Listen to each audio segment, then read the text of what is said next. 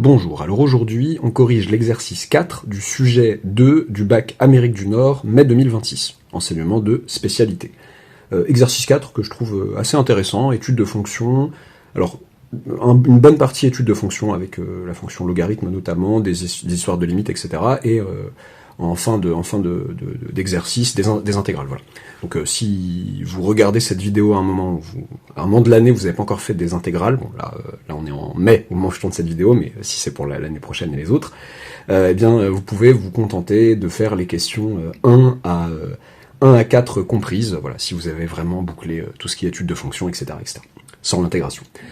Alors, qu'est-ce qu'on nous dit? On considère la fonction f définie sur l'intervalle 0 ouvert plus l'infini par f de x égale x fois ln de x élevé au carré. C'est ln de x que j'élève au carré. On admet que la fonction f est dérivable sur l'intervalle 0 ouvert plus l'infini. Ok, bon, on admet, c'est gentil, on aurait pu nous faire justifier que c'est dérivable, tout va bien.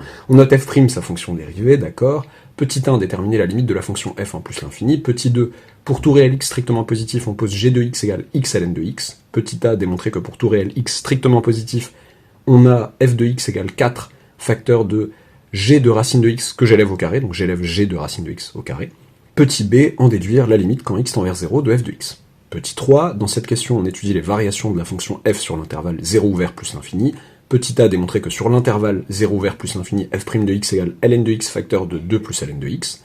Petit b, en déduire les variations de la fonction f sur l'intervalle 0 ouvert plus l'infini. Petit c, donner la valeur exacte du maximum de la fonction f sur l'intervalle 0 ouvert 1 fermé. Petit 4, on considère l'équation f de x égale 2. Petit a, justifier que sur l'intervalle 0 ouvert plus l'infini, cette équation admet une unique solution. On note alpha, cette solution, d'accord.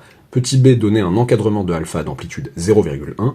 Petit 5, soit a un nombre réel appartenant à l'intervalle 0 ouvert 1 fermé. Petit a, donner une interprétation géométrique de l'intégrale de a à 1 de f de x dx.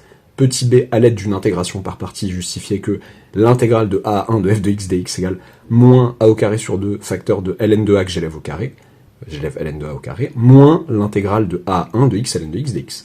Petit c, en utilisant à nouveau une intégration par partie, voilà, ils sont gentils, on ne fait pas faire de double IPP sans les annoncer, démontrer que l'intégrale de a à 1 de f de x dx est égale à moins a au carré divisé par 2, facteur de ln de a le tout au carré, enfin ln que j'élève au carré, plus a au carré sur 2, facteur de ln de a, plus un quart, moins a au carré sur 4. Et enfin, petit d, déterminer la limite de l'intégrale de a à 1 de f de x dx quand a tend vers 0. C'est sur 5 points, donc vous pouvez vous donner, moi j'aime bien cette arithmétique-là, on a 240 minutes, donc 4 heures. J'aime bien, enfin ce que je faisais moi souvent, c'était de me dire bon bah 20 minutes à la fin de, enfin 20 à 30, ça dépend des gens, 15 à 30 on va dire. 20 minutes, je trouve que c'est bien de relecture quand on est sûr de soi, etc. Ça laisse 220 minutes et je me dis bah ça fait 11 minutes par point à peu près. C'est à peu près, voilà, faut pas non plus être psychorigide sur ça. Donc si on me donne 5 points, on va dire allez, 55 minutes. Allez, de 50 à 55 minutes de réflexion et de recherche avant de regarder la correction. Et c'est parti, correction. Alors, la fonction f qu'on nous demande de déterminer la limite de la fonction f en plus l'infini. Bon, bah ça commence gentiment. Qu'est-ce qu'on leur dit tout simplement? On leur dit que limite, lorsque x tend vers plus l'infini de, alors hop là, f de x, de ln de x, je m'étais promis de pas faire de pavé, de pâté plutôt aujourd'hui, ln de x égale plus l'infini, tout simplement, c'est la seule limite compliquée de l'histoire, enfin compliquée non, en tout cas du cours, quoi. Donc, par produit de limite, tout simplement, par produit de limite, eh bien, limite lorsque x tend vers plus l'infini de f de x égale plus l'infini. Bon. Parce que f de x, qu'est-ce que c'est? C'est x fois ln de x fois ln de x, quoi. Ok, pas grand-chose à dire de plus, on va pas s'étaler inutilement. Petit 2, petit a, donc en petit 2, on nous pose g de x égale x ln de x pour tout x strictement positif. On nous demande de montrer que pour tout x strictement positif, f de x égale 4 facteur de g de racine de x au carré. Bon, j'ai plus envie de commencer par regarder ce que fait 4 facteurs de g de racine de x au carré, par simplification, essayer d'arriver à f de x. Bon, je vais déjà commencer par expliquer un truc en leur disant que pour tout x strictement positif, pour assurer que tout se passe bien à droite, enfin que le membre de droite est bien défini, celui duquel je compte partir, pour tout x strictement positif, bon bah racine de x est strictement positif, et donc g de racine de x est bien défini. Ce terme-là est bien défini, parce que la fonction g est définie sur 0 ouvert plus l'infini. G de x est défini, g de y est défini pour tout y strictement positif. Ok, bon, ça c'est un peu du zèle, mais je trouve que c'est bien. Pour tout x strictement positif, eh bien, j'ai... est-ce que je mets... Oui, je mets directement 4g de racine de x, que j'élève au carré, enfin g de racine de x élevé au carré, ça nous fait 4 facteur 2, donc g de racine de x, bon bah ça fait racine de x, ln de racine de x, tout ça au carré, ok. Bon bah ça fait 4 racine de x que je lève au carré, ça fait x, ln carré de racine de x, donc ln de racine de x que j'élève au carré si vous voulez. Oui mais ln de racine de x, qu'est-ce que c'est? Je rappelle que racine de x c'est x puissance 1,5. Et bon, c'est vrai que pour les terminales, vous n'avez pas forcément la formule... Bon, ça dépend des profs, mais vous n'avez pas forcément, en général, dans le programme, ln de... Enfin, d'année en année, ça peut changer, mais ln de x puissance a qui est égal à ln de x, pour tout a strictement positif, vous n'avez pas forcément ça parce que vous ne définissez pas proprement les puissances quelconques, enfin les puissances avec des réels quelconques qui ne sont pas forcément entiers, rationnels, que sais-je. Donc vous avez des cas particuliers, genre ln de racine de x, vous savez que c'est 1/2 de ln de x. Bon, je me sers de ça. Là j'ai 1/2 de ln de x dans l'histoire. Élevé au carré, ok. 1/2, bon bah je distribue mon carré sur ce produit-là, donc 4x fois 1/4 fois ln carré de x. Bon, les 4 se simplifient, et qui est-ce que je reconnais? Je reconnais tout simplement mon ami f de x. Donc j'ai prouvé que pour tout x strictement positif, f de x est égal à 4 fois g de racine de x au carré. En déduire la limite lorsque x tend vers 0 de f de x. Bon, sympathique. F de x, c'est ça, pour tout x strictement positif. Donc je vais pouvoir m'intéresser à la limite lorsque x tend vers 0 de ce machin. Je ne démarre pas tout de suite en disant limite quand x tend vers 0 de f de x égale limite quand x tend vers 0 de ce machin. Ce serait un peu présomptueux, je n'ai pas prouvé que ça existait, donc je vais y aller tranquillement. Je vais leur dire déjà que la limite lorsque x tend vers 0 de racine de x, c'est égal à racine de 0 qui est égal à 0. Bon, et que ce passage-là, il n'y a rien à dire, hein, mais ce passage-là se justifie par continuité de la fonction racine carrée en 0. La fonction racine carrée est continue sur R+, et en particulier en 0. Donc j'ai tout à fait le droit de dire ça.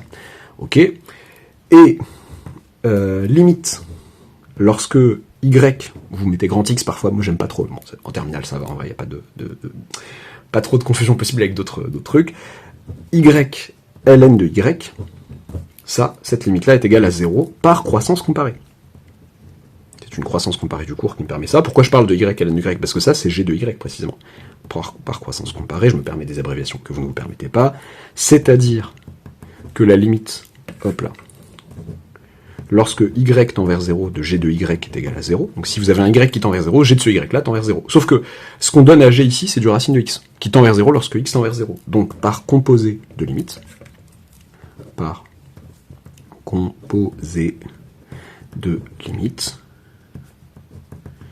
eh bien, limite, lorsque petit x tend vers 0 de g de racine de x,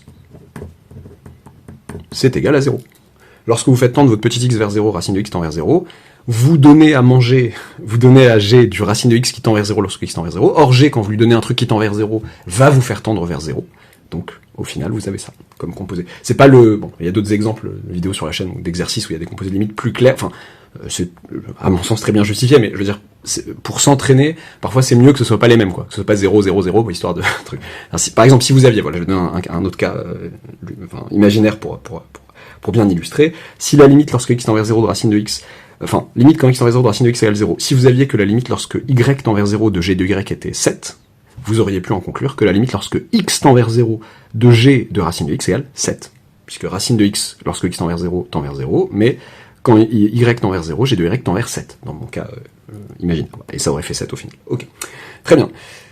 Très bien. Et enfin, donc, puisque je rappelle que f de x c'est ça, bon, bah, ce monsieur tend vers 0, élevé au carré, c'est le produit avec lui-même, bah, ça va faire du, par opération sur limite, un truc qui tend vers 0 fois un truc qui tend vers 0, ça fait toujours un truc qui tend vers 0, fois 4, bah, ça fait toujours un truc qui tend vers 0. Par produit de limite, j'aurais pu mettre un petit enfin, par produit de limite, eh bien, limite, lorsque x tend vers 0, de f de x égale 0. La limite existe, et je donne ce qu'elle vaut, quoi, avec mes opérations sur limite. Ok, très bien. Ensuite, on me dit, hop, dans cette question, petit 3, on étudie les variations de la fonction f sur l'intervalle 0 vers plus infini, d'accord, démontrer que sur l'intervalle 0 vers plus infini, f' de x égale ce truc, ln de x fois 2 plus ln de x, bon, bah, ils m'ont fait admettre qu'elle était dérivable, elle l'est par produit de fonction dérivable, si vous voulez, et bon, bah, là, je m'apprête tout de suite à dire à donner ce que donne, enfin, à calculer sa dérivée, pour tout x strictement positif, eh bien, f' de x. Donc je rappelle que f de x, c'est x facteur de ln de x au carré, enfin, ln carré de x. Bon, je dérive ça comme un... alors je peux commencer, voilà, par étapes ici, je f de x, pardon, donc là il n'y a pas de prime, f de x égale u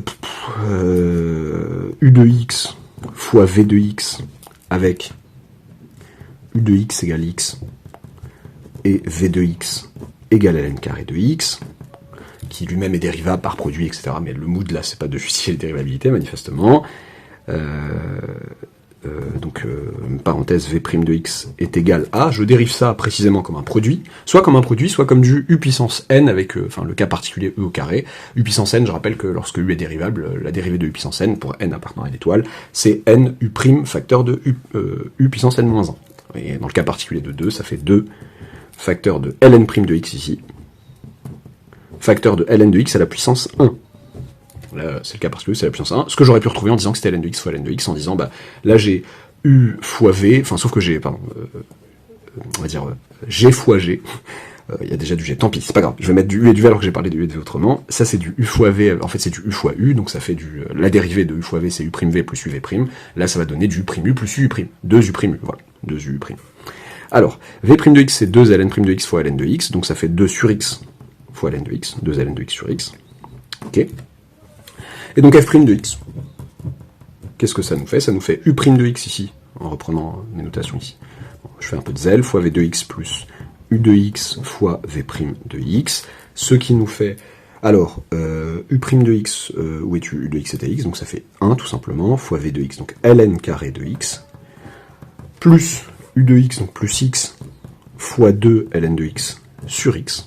Ok, les x fois x sur x là se simplifient, et il reste plus que ln carré de x plus 2 ln de x, ce qui me fait précisément, est-ce que c'est ce qu'il demandait? Il demandait ln de x facteur de 2 plus ln de x, oui, tout simplement. En factorisant par ln de x, j'ai ln de x facteur de ln de x plus 2, pour leur faire plaisir, 2 plus ln de x. Tout est bon. Ok. En déduire les variations de la fonction f sur l'intervalle 0 ouvert plus l'infini. Bon, j'ai besoin du signe de ce monsieur et de ce monsieur, j'ai un produit de deux termes qui sont lui et lui, et j'ai besoin de leur signe sur l'intervalle que ça. Pardon, c'était la 3 petit a ici, et là ça sera la 3 petit b, je sais pas pourquoi j'ai mis un trait entre la 3 et la 3b, je suis psychorigide, j'ai besoin du coup de mettre un trait entre tout le monde, blague à part, j'aurais pu ne pas le faire, mais hop là. Alors 3b. Les variations de f sur 0 vers plus l'infini. Donc j'ai besoin du signe de f' sur 0 vers plus l'infini. Je connais le signe de ln qui fait partie du cours. Ln est strictement négative avant 1, et strictement positive après 1, s'annule en 1. Et je vais m'intéresser au signe de ça. Donc pour tout x strictement positif, 2 plus ln de x, quand est-ce que ce monsieur est positif par exemple? Eh bien lorsque ln de x est supérieur ou égal à moins 2, ce qui équivaut à dire que x est supérieur ou égal à exponentielle moins 2 par stricte croissance de exp sur r, par exemple, voilà. Alors strict, hein, parce que j'ai besoin d'équivalence ici, je ne fais pas que l'appliquer ici, je veux que des deux côtés ce soit vrai, dans les deux sens. Voilà, donc, pour faire un peu de zèle, donc là c'est quand est-ce que je suis positif et à contrario quand je suis négatif strictement, et pour faire du zèle, quand est-ce que je suis nul? Bah, pour la même raison, 2 plus ln de x égale 0, de la même manière, je prouve que c'est équivalent à dire que x égale exponentielle moins 2. Annulation précisément en exponentielle moins 2. Je peux donc sereinement présenter le tableau de signes en fait de f' sur r plus étoile, en disant, présentant, pardon, juste que je ne fasse pas tomber les trucs. Alors, hop là, bon, cette feuille-là va me déranger, tant pis, allez. Alors, x se balade entre 0 ouvert et plus l'infini.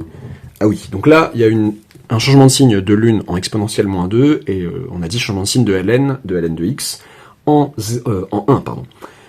Je rappelle à toutes fins utiles que exponentielle moins 2, c'est inférieur strict à exponentielle, parce que 0, enfin j'ai pas fini ma phrase, exponentielle 0, bon, par stricte croissance de l'exponentielle sur R, oui. Exponentielle 0, c'est 1. Et exponentielle moins 2, à toutes fins utiles aussi, est strictement positif. C'est l'exponentielle de quelqu'un est toujours strictement positif, donc c'est pour rassurer le lecteur en disant, bon, c'est bien dans l'intervalle considéré, mais en tout cas, je sais que je vais avoir les choses dans ce sens-là. Exponentielle moins 2. D'une part, bon, bah, ln de x, on a dit qu'on connaissait son signe, bon, allez, multiple par ici, ln de x, là j'ai 2 plus ln de x, hop, hop, ln de x, on a dit annulation à 1, strictement positif après, strictement négatif avant, 2 plus ln de x, annulation à exponentielle moins 2, et on a dit que c'était positif, que cette quantité est positive, si et seulement si x est supérieur ou égal à exponentielle moins 2, donc du plus après, du moins avant. Grâce à ça, j'ai le signe de f' de x sur r plus étoile, annulation là et là, positif ici, moins fois plus ça nous fait du moins, plus fois plus ça nous fait du plus, voilà le signe de f' de x sur r plus étoile. Et enfin, les variations de f sur r plus étoile. Donc f est strictement croissante entre 0 exponentielle moins 2 sur 0 exponentielle moins 2, strictement décroissante sur exponentielle moins 2, 1, et strictement croissante sur 1 plus l'infini. Je relis précisément ce que me demande l'énoncé. Les variations de la fonction f, je sais que certains profs disent, bon, je pense que si on a le temps, par prudence, il vaut mieux faire comme ils disent, faire une phrase réponse. Parce que là, j'ai donné le tableau de variation, bon, je vais pas la faire ici par flemme, vous écrivez f est strictement croissante sur 0 ouvert exponentielle moins 2. En fait, l'ouverture en 0 est très importante parce qu'on n'est pas défini en 0, exponentielle moins 2, vous pouvez ouvrir ou fermer, c'est pas problématique, vous pouvez fermer, hein, on est strictement croissant, tant qu'on est bien défini et continuant en exponentielle moins 2, il n'y a pas de problème ici. Sur 0 ouvert, exponentielle moins 2 fermé, puis sur machin, exponentielle moins 2 fermé, c'est pas grave si vous le redites fermé, 1 fermé, elle est strictement décroissante, puis elle est strictement croissante sur 1 fermé plus infini ouvert, voilà. Ça, c'est pour les variations de f sur l'intervalle 0 ouvert plus infini. On ne nous demande pas pour l'instant, voilà, on pourrait se poser la question de est-ce qu'ils veulent les valeurs et les limites. Non, puisque ensuite, donner la valeur exacte du maximum, après il y a une histoire de calcul. Quoique, pardon, les limites, alors les limites de f, on peut donner celles qu'on a calculées, quoi. La limite quand x tend vers plus infini de f de x, c'est plus infini, on a dit. La limite quand x tend vers 0, sous-entendu 0 plus de f de x, on a dit que c'était 0, donc on peut mettre ça déjà. Et bon, c'est à la c qu'on nous demande la valeur exacte du maximum de la fonction f sur l'intervalle 0 ouvert, 1 fermé. Bon, on voit très bien le maximum ici, petit c. Le maximum, j'aurais pu être encore plus zélé et dire f admet un maximum sur 0, d'après le tableau de variation, f admet un maximum sur 0 ouvert, 1 fermé qui est atteint en exponentielle moins 2, et ce maximum est f de exponentielle moins 2, pardon. Le maximum de f sur 0 ouvert, 1 fermé, parce qu'a priori, il n'y avait pas de garantie, a priori, avant de faire le tableau de variation, qu'on avait un maximum sur cet intervalle, mais on en a bien un. Le maximum de f sur 0 ouvert, 1 fermé est f de exponentielle moins 2, c'est-à-dire, on calcule f de exponentielle moins 2, je ne veux pas prendre f', je fais parfois, il m'arrive de faire cette erreur d'inattention, d'évaluer en f' dans la d'évaluer f' en le x concerné, là c'est f qu'il faut prendre, f de x, on a dit que c'était x, facteur de ln de x au carré, donc là ça ferait exponentielle moins 2, facteur de ln de exponentielle moins 2 au carré, ce maximum est donc... Là, j'ai ln de exponentielle moins 2 qui nous fait moins 2, tout simplement. Moins 2 que j'élève au carré, ça fait 4. Ce maximum est donc 4 exponentielle moins 2. Ok. Petit 4, on considère l'équation f de x égale 2. Justifier que sur l'intervalle 0 ouvert plus l'infini, cette équation admet une unique solution. On note alpha cette solution. Bon, je pense que ça fait de mystère pour personne, pour peu de monde en tout cas, qu'il va falloir appliquer le corollaire du théorème des valeurs intermédiaires, ce que vous appelez souvent comme ça, ou pour certains en terminale, le théorème de la bijection. Alors, alors, sauf que, on nous parle d'une unicité de solution, d'une certaine équation, l'équation f de x égale 2, sur l'intervalle 0 ouvert, plus l'infini... pardon, je me perds. Oui, non, c'est bien ça, c'est sur 0 ouvert plus infini.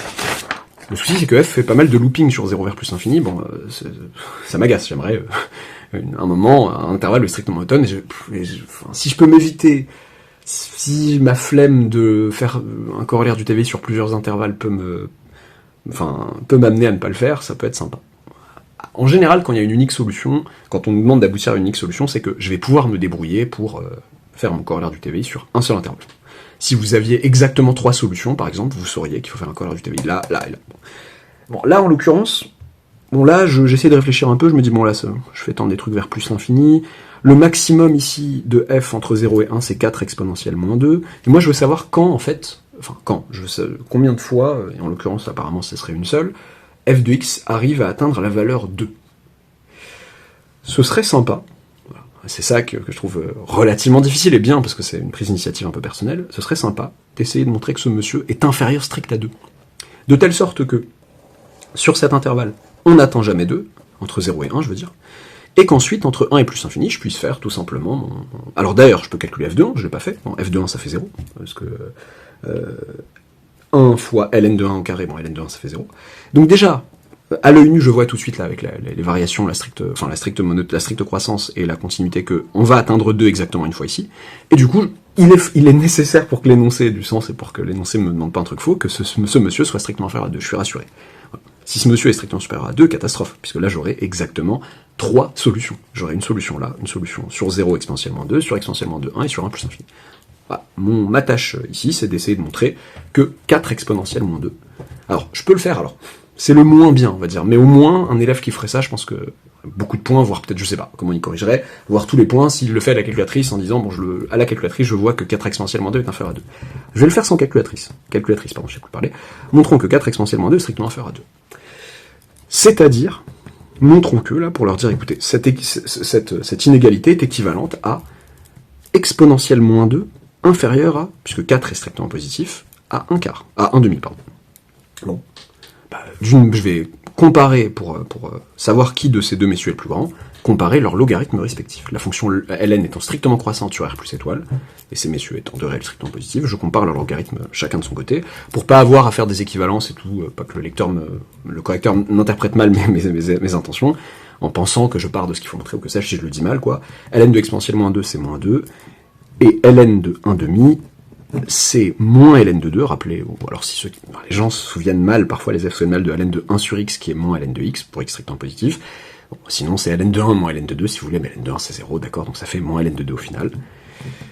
Ok, bon, je sais qui est le plus grand entre ln de 2 et 2. Je leur dis, or, ln de 2, bon, comment je justifie que ln de 2 est strictement inférieur à 2 ? Ln de 2 c'est strictement inférieur à ln de e, par stricte croissance de ln sur r plus étoile, d'où ln de 2, c'est-à-dire que ln de 2 est strictement inférieur à 1, qui est lui-même inférieur à 2, donc ln de 2 est inférieur strict à 2, donc moins ln de 2, donc ln de 1 demi en fait, en multipliant par moins 1 les membres de l'inéquation ln de 2 inférieur à 2, ça fait que ln de 1 demi est strictement supérieur à moins 2, c'est-à-dire que ln de 1 demi est strictement supérieur à ln de exponentielle moins 2. Enfin, toujours la stricte croissance de ln, ou de exponentielle, mais même de ln en fait. Enfin, par stricte croissance de exp sur r, eh bien, 1 demi supérieur à exponentielle de moins 2, ce qu'il fallait démontrer en fait. Ce qui revient à dire, si on veut que, bon, je vais le dire, donc, enfin, un dernier, enfin de vrai, enfin, donc 4 exponentielle moins 2, et inférieur strict à 2. Ouais. Très bien. Le maximum, alors, sur 0 ouvert, 1 ouvert, je peux fermer en 1, mais ça, comme ça je fermerai ici, bon ça ne me dérange pas. Sur 0 ouvert, 1 ouvert, le maximum de f est sur 0 ouvert, bon vous savez quoi, on va faire comme eux, sur 0 ouvert, fermé s'ils veulent. Ça change pas grand chose, hein, ça change rien à ma rédaction d'après. Le max de f est 4 exponentielle moins 2 strictement inférieur à 2, donc f n'atteint pas la valeur 2 sur cet intervalle. Ok. Reste à étudier le nombre de solutions, permet plein d'abréviations que vous ne vous permettez pas, de l'équation f de x égale 2 sur l'intervalle 1 ouvert plus infini. Je peux dire, c'est pour ça, le 1 ouvert plus infini, je voulais expliquer, bon ça me dérange pas en soi, pour pas qu'il y ait des histoires de limites, il y a des gens à qui ça fait peur, bon, il n'y a pas de raison d'avoir peur. F est continu, car dérivable, sur 1 ouvert plus l'infini, strictement croissante sur cet intervalle, par son tableau de variation qu'on a établi. Limite, si je veux faire du zèle, bon, limite, c'est pour ça que j'aurais préféré enfermer. Limite, quand x tend vers 1, vous mettez f de 1, personne ne vous dérangera ici, hein, dans ce genre de cas, de f de x égale f de 1. Oui, je sais, f est continu en 1. Okay. Égale 0, et limite, quand x tend vers plus l'infini de f de x égale plus l'infini, et la valeur que je cherche à atteindre, qui est 2, est bien dans l'intervalle 0 ouvert plus infini. Ok, cela me permet d'affirmer, hop là, d'après bien le corollaire du théorème des valeurs intermédiaires, hop là, et là je reprends juste petit conseil qui a bien marché pour moi à plusieurs reprises, hop, c'est de reprendre l'énoncé, de ne pas jouer l'original ici, reprendre l'énoncé pour éviter de dire une bêtise. Le corollaire du théorème des valeurs intermédiaires, je vous conseille de mettre théorème des valeurs intermédiaires entre parenthèses TVI si vous avez l'impression qu'il va falloir l'utiliser d'autres fois, et les prochaines fois vous mettez TVI. Le corollaire du théorème des valeurs intermédiaires nous permet donc de conclure que, voilà, là c'est moi, c'est un peu d'originalité, mais là je reprends la phrase, sur l'intervalle, je sais pas pourquoi j'ai mis une virgule ici, que sur l'intervalle, très mal écrit, 0 ouvert plus infini, l'équation, cette équation, l'équation f de x égale 2, admet une unique solution. On peut dire alpha si on veut. Et là je fais du zèle, c'est pas demandé par l'énoncé. Et on a montré en fait que alpha appartient à 1 plus infini. Sur 0 vers plus infini, il y a une unique solution à cette équation, et cette solution, il se trouve qu'elle est plus précisément entre 1 et plus infini. Elle n'est pas entre 0 et 1. Ok. Donner un encadrement de alpha d'amplitude 0,1.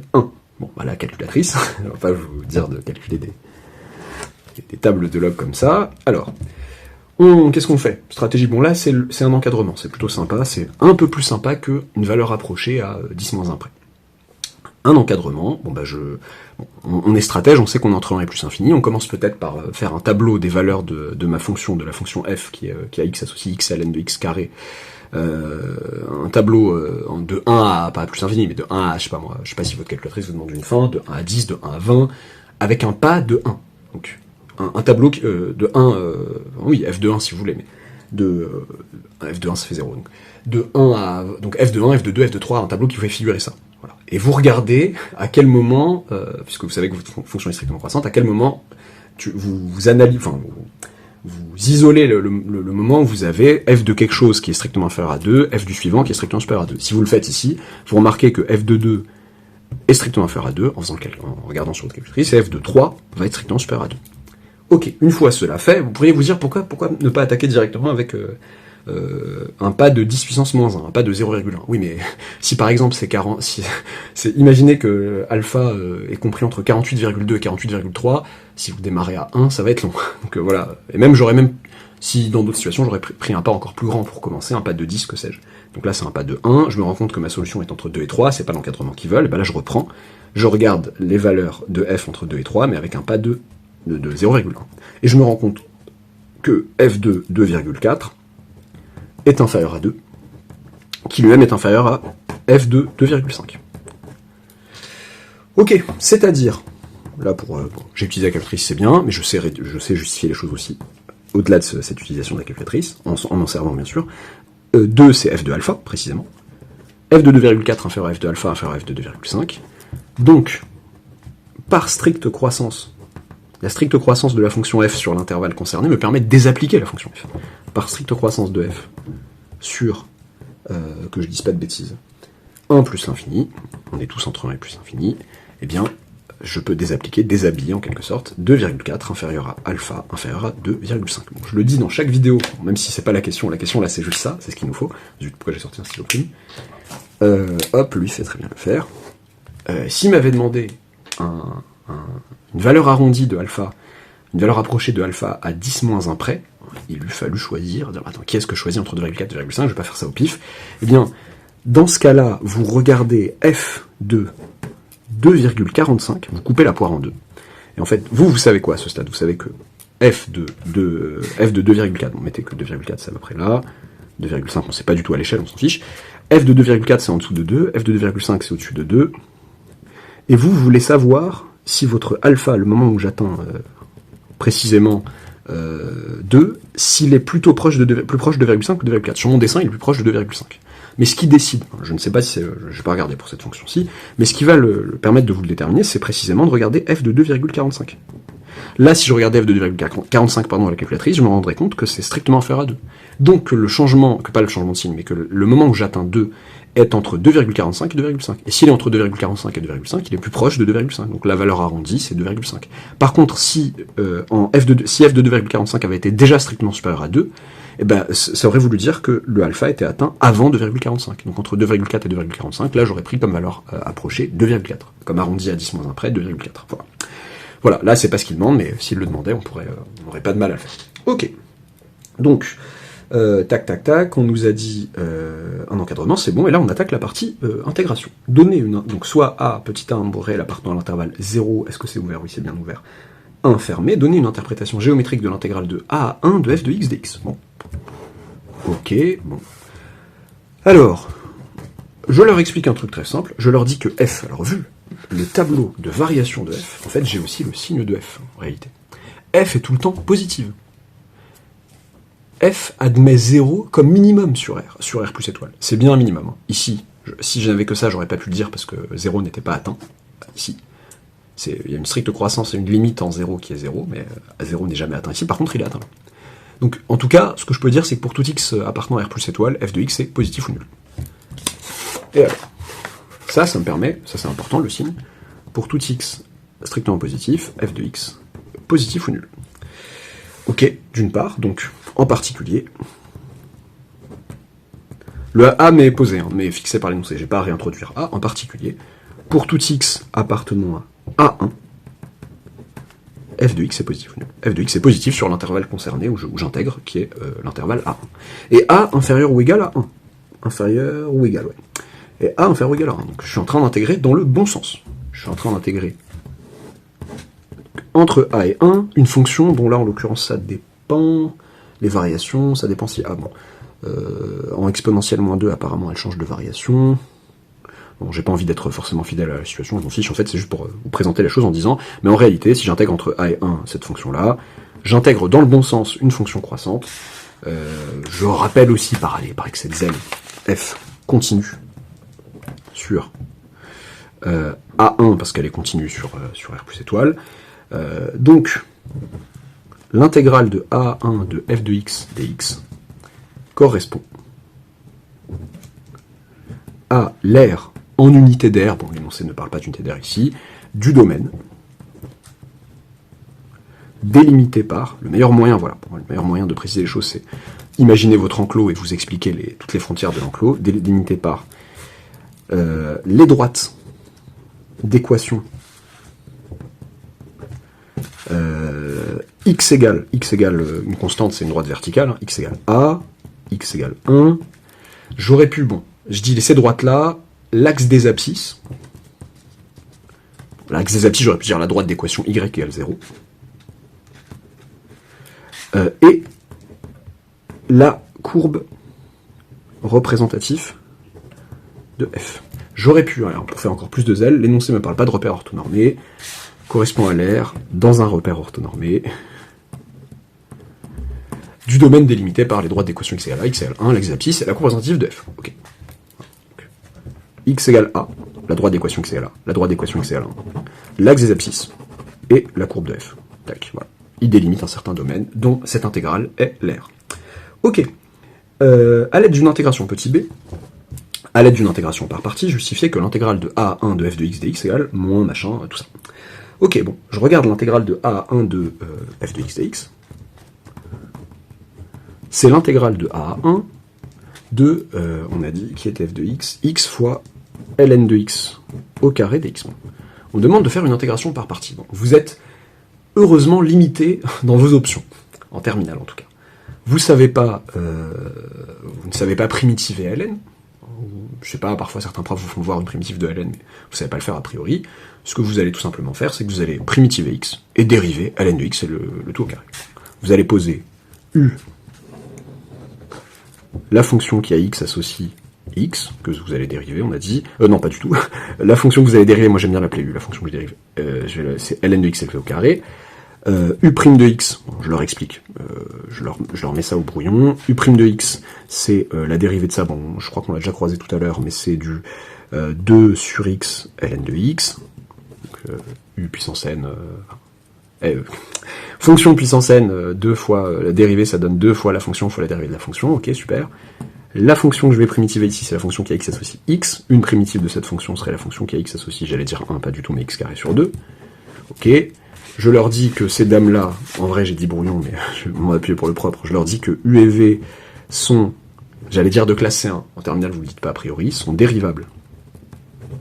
J'aurais pu dire, je peux poser U, V comme ça, dire U et V sont dérivables et donner leur dérivée, dérivables sur A1, et U', V' sont continues. Elles sont dérivables, les fonctions et V sont dérivables, et leurs dérivées respectives sont continues sur le segment sur lequel je dérive, sur lequel je fais mon IPP. Ok, par intégration, par partie. Il y a 2 parts, mais c'est pas grave. Alors, pareil, je conseille en toutes lettres et entre parenthèses IPP, et la deuxième fois que vous l'appliquez, parce que là il y aura une deuxième fois, vous mettez pas en toutes lettres, vous mettez juste IPP. Eh bien, l'intégrale de A1 de f de x dx, c'est tout simplement crochet U de x fois V de x, donc ln de x, x carré sur 2 fois ln de x carré, je sais pas pourquoi j'ai mis des parenthèses là tout d'un coup, entre A et 1, moins ça fois ça, donc moins l'intégrale, pardon, entre A et 1 de ça fois ça, je voulais dire. Donc là, vous remarquez que, au revoir les deux, x carré fois 1 sur x, ça fait du x, moins x ln de x, moins l'intégrale de A1 de x ln de x dx, et il me semble que c'est bien parti pour obtenir, enfin, on est bien parti pour obtenir ce qu'ils veulent, à savoir, alors, quand je calcule la valeur de ça en 1, ça fait 1 au carré sur 2, facteur de ln de 1 au carré, sauf que ln de 1, ça fait 0. Donc ça nous fait 0 moins la valeur de cette dame en A, et comme par hasard, la valeur de cette dame en A, c'est exactement ce qu'ils veulent. Donc je vais essayer, bon, ne faites pas ça le jour J, mais je vais essayer de faire tenir ça ici. Moins A carré sur 2, je suis coutumier de ce genre de bizarrerie, ln de A au carré, moins l'intégrale de A à 1 de x ln de x. Allez, petit dx, je te mets là, tant pis. Moins intégrale de 1 de x ln de x dx. Voilà. Petit c, en utilisant à nouveau une IPP, démontrer que l'intégrale de 1 de f de x dx est égale en fait à ce truc.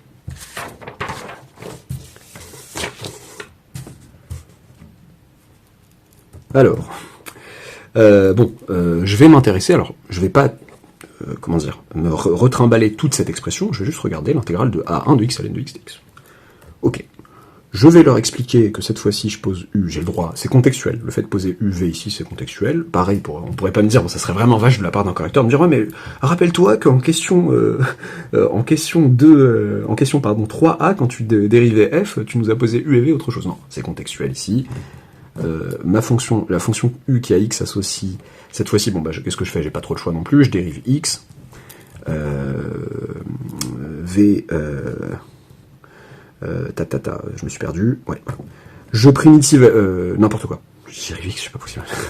Je dérive ln de x, depuis tout à l'heure, j'arrête pas de répéter ça en plus. Je dérive ln de x.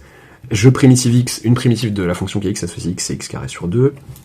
U, V sont dérivables. Voilà, ça m'agace. Sur A1, je fais du zèle, mais pour être sûr de rien oublier. Et U', V' continue sur cet intervalle. Je pourrais aller plus vite, hein, je pourrais avoir quelques passes droits à dire de même, on applique une IPP ici, parce qu'il n'y a rien de... Il n'y a aucune ambiguïté ou aucun truc qui nécessite vraiment de mettre le zoom dessus. On aurait pu aller légèrement plus vite, bon, je préfère dans le doute le poser. Et U', V' continue sur A1, une IPP fournie, pour éviter le par intégration par partie. Une IPP fournie. Une IPP fournit alors, allez, on va se faire plaisir.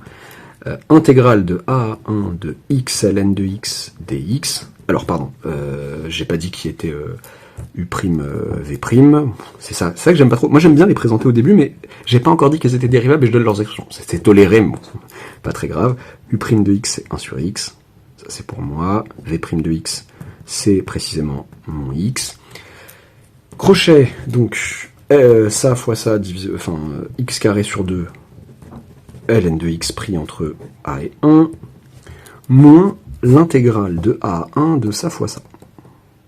C'est bizarre. Non, c'est pas bizarre, c'est nickel, c'est ce qu'il me faut. Moins l'intégrale de a à 1 de x sur 2 dx. Ok. Ce qui me fait. Donc là, je vais avoir ln de 1 qui fait 0, ok. Donc moins a au carré sur 2 ln de a, moins, bon bah cette intégrale, je sais la calculer, puisque je sais primitiver la fonction qui est x sur 2. Une primitive de cette dame, c'est x carré sur 4, pris entre a et 1. J'aurais pu sortir le 1 demi par linéarité, tout ça, oui, ça, je suis d'accord. Et donc, moins a carré sur 2, alors, je regarde ce qu'ils veulent à la fin. Moins a carré sur 2 ln de a. Ça, j'oublie pas que ça, c'est juste l'intégrale de a1 de x ln de x dx. Donc, après, il va falloir dire moins ça, moins elle-même. Donc, moins 1 quart plus a carré sur 4. Et enfin, l'intégrale du coup de a à 1 de f de x dx, quoi va être égal? Bah, va être égal à moins a carré sur 2 ln de a le tout au carré, enfin ln que je lève au carré, moins ce que j'ai là. Mais moins ce que j'ai là, ça fait donc plus a carré sur 2 ln de a, ça tombe bien. Ln de a, donc plus 1 quart, moins a carré sur 4. Et on est très content, c'est exactement ce qu'ils veulent. Ok, très bien, ça c'est valable pour tout a, on a dit, tac, pour tout a, que je dise pas de bêtises, j'ai eu un petit coup de feu chaud, soit un ouvert, quoi là, appartenant à l'intervalle 0 ouvert, 1 fermé. C'est parce que si l'énoncé en petit 5 avait commencé par soit un nombre réel appartenant à l'intervalle 0 ouvert plus infini, là j'aurais dû pour la A, l'interprétation géométrique, distinguer les cas où A est inférieur à 1 et où A est supérieur à 1. Pour A supérieur à 1, l'intégrale aurait été égale à l'opposé de l'aire. Voilà. De l'aire de la courbe du domaine. Imaginez votre A ici. Imaginez un A ici. Tac. L'intégrale de A à 1, ça aurait été l'opposé de cette aire. Quoi. Voilà. Alors, enfin, petit d, déterminer la limite lorsque A tend vers 0 de l'intégrale de A de f de x dx. Autrement dit, la limite de ce monsieur, de cette expression, quand A tend vers plus l'infini. Quand A tend vers, 0. Bon, je vais pas me casser la tête, je vais pas avoir peur pour rien. Il y a peut-être une forme indéterminée, il y en a probablement une, et encore. Lorsque A tend vers 0, on a dit. Non, il y a rien en fait. Je pensais, non, en fait, j'ai mal calibré. En fait, je trouve l'énoncé assez intéressant comme ça, déjà, ça c'est cool. Mais j'avais l'impression qu'il y avait un truc rigolo qui se jouait ici, pas plus que ça en fait. Chaque terme, il y a pas de forme indéterminée. Enfin, il y en a une, mais facilement désamorçable avec le cours. Je rappelle que la limite, lorsque A tend vers 0 de A ln de A est égale à 0 par croissance comparée.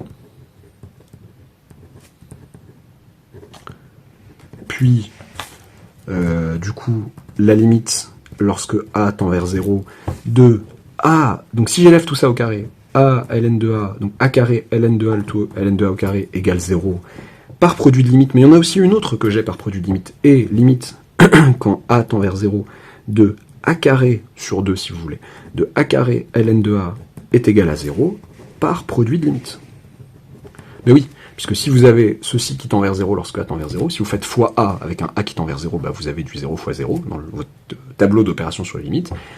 Et ici, pareil, vous avez votre limite fois, enfin, A ln de A qui tend vers 0 fois A ln de A qui tend aussi vers 0, vous avez la même situation, par produit de limite. Enfin, par produit et somme, parce que produit avec un demi, machin, par produit et somme. Et vous avez, oui, j'ai pas dit, je pense que ça serait abusé de m'enlever des points si j'oubliais ça. Limite, quand A tend vers 0 de moins A carré sur 4, ça fait 0. Super, merci. Enfin, par produit et somme de limite. Limite, lorsque A tend vers 0 de l'intégrale de A à 1 de f de x dx est tout simplement égal à, donc on a dit 0 plus 1 quart moins 0 égale 1 quart. Voilà, sujet que j'ai trouvé, voilà. Un peu dur, le côté... Enfin, ce que j'ai trouvé un petit peu dur, je vais vous dire précisément, parce que la plupart des questions, quand même, restent classiques, même si la 2B, elle pouvait être un peu désarçonnante, mais c'est pour vous aider qu'on vous fait la 2B, l'enchaînement, voilà. L'enchaînement de A, 2B était rigolo. La question qui... Vraiment, pour moi, il y avait une difficulté pour l'élève, c'était... Soi-même, voilà, c'était à partir de là, à partir d'ici, même si on est relativement guidé, mais à partir d'ici, bien expliquer, en tout cas, ne pas oublier de préciser, de justifier que ce monsieur est bien strictement inférieur à 2 pour pouvoir nous concentrer uniquement entre 1 et plus infini. Voilà. J'espère que ça vous aura plu. N'oubliez pas de vous abonner si ce n'est pas encore fait, d'activer la petite cloche de notification et à bientôt pour une nouvelle vidéo.